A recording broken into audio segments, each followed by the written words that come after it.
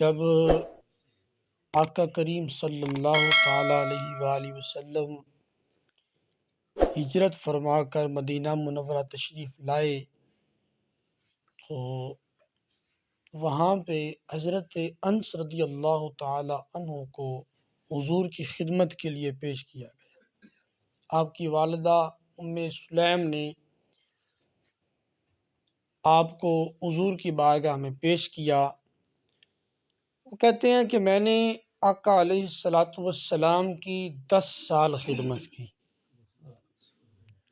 10 سال میں آقا علیہ السلام نے مجھے اف تک بھی نہیں کہا کہ میں بچہ تھا، مجھ سے غلطی سے کوئی کام ہو جاتا، کوئی برتن ٹوٹ جاتا تو امہات المومنین میں سے اگر مجھے کوئی کچھ کہنا چاہتی تو حضور علیہ السلام انہیں منع فرما دیتے، فرماتے کہ یہ جو برتن ٹوٹا اس کی عمر ہی اتنی تھی۔ آپ کا ایک تبلیغ کا، تربیت کا ایک انتہائی خوبصورت انداز تھا۔ تو بڑی باتیں حضرت انس رضی اللہ تعالیٰ عنہ کو حضور علیہ السلام نے بتائیں، آپ کی تربیت فرمائی۔ تو حضرت انس رضی اللہ تعالیٰ عنہ فرماتے ہیں کہ نبی علیہ السلام نے ارشاد فرمایا، آقا کریم نے فرمایا کہ جس انسان میں یہ 3 چیزیں پائی جائیں، جس انسان میں یہ 3 چیزیں ہوں گی وہ بندہ ایمان کی حلاوت کو پا لے گا، اللہ تعالیٰ اس کو ایمان کی حلاوت نصیب فرمائے گا۔ ہر چیز کا ایک ذائقہ ہوتا ہے، حلاوت مٹھاس کو کہتے ہیں، تو ہر چیز کا ایک ذائقہ ہوتا ہے، ہر عبادت کا ایک مزہ ہوتا ہے۔ نماز کا ایک مزہ ہے، نماز کو آپ تہجد کے وقت پڑھیں تو اس کا اپنا مزہ ہے، آپ اسی نماز کو فجر میں پڑھیں تو اس کا اپنا مزہ ہے، ظہر میں پڑھیں تو اس کا، ہر عبادت کا مزہ ہے۔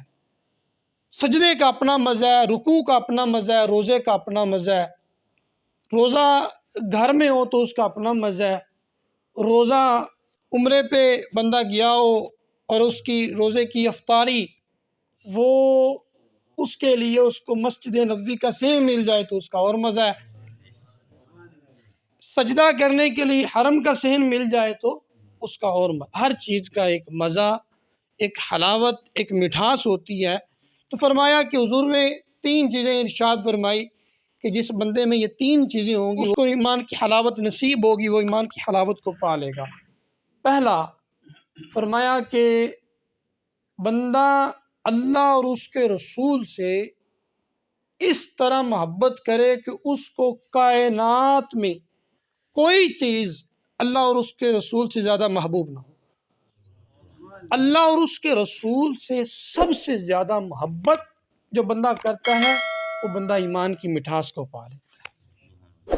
دوسری بات حضور نے ارشاد فرمایا کہ جس سے محبت کرے، جس سے بھی محبت کرے اللہ کے لیے محبت کرے۔ جب بندہ کسی سے محبت کرے اس کا مقصد یہ ہو کہ میں اس کے ہاتھ اس لیے چوم رہا ہوں کہ یہ دین کا عالم ہے، میں اس کے ہاتھ اس لیے چوم رہا ہوں کہ میرے نبی نے فرمایا ہے اپنے والد کے ہاتھ چومو، اپنے والد کی عزت کرو۔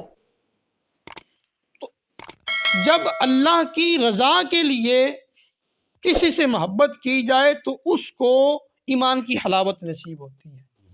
تیسری بات حضور علیہ السلام نے ارشاد فرمائی کہ جب بندہ مسلمان ہو تو اس کے لیے کفر کی طرف پلٹنا اتنا مشکل ہو کہ اس کو آگ میں جانا آسان ہو لیکن کفر کی طرف جانا مشکل ہو۔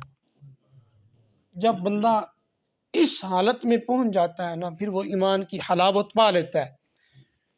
آپ کو پتہ ہے، آپ نے بڑا سنا ہوا ہے کہ جناب حضرت بلال حبشی رضی اللہ تعالی عنہ جب مسلمان ہوئے تو آپ کے ساتھ کیا کیا ظلم نہیں کیا گیا، گرم پتھر رکھے گئے، کوئلوں پہ لٹایا گیا، کیا کیا نہیں کیا گیا، لیکن ایمان کی حلاوت ایسی نصیب ہو رہی تھی، ایمان کا ایسا مزہ آ رہا تھا کہ وہ جتنا ظلم کرتے تھے اتنا بلند کہتے تھے احد احد احد۔ تو جب ایمان کی حلاوت نصیب ہو جائے تو پھر ظلم بھی محسوس نہیں ہوتا۔ اسی لیے تو کہا گیا کہ جب بندہ شہید ہوتا ہے نا، جب دشمن وار کرتا ہے، گردن کٹتی ہے، تو اس بندے کو شہادت کی وجہ سے جو زخم آتا ہے، اس زخم کی اس کو پین نہیں ہوتی، تکلیف نہیں ہوتی۔ کیوں بھلا؟ کیونکہ وہ ایمان کی حلاوت کو پا چکا ہوتا ہے۔ تو یہ تین چیزیں جس میں ہوں گی وہ بندہ ایمان کی حلاوت کو پا لے گا۔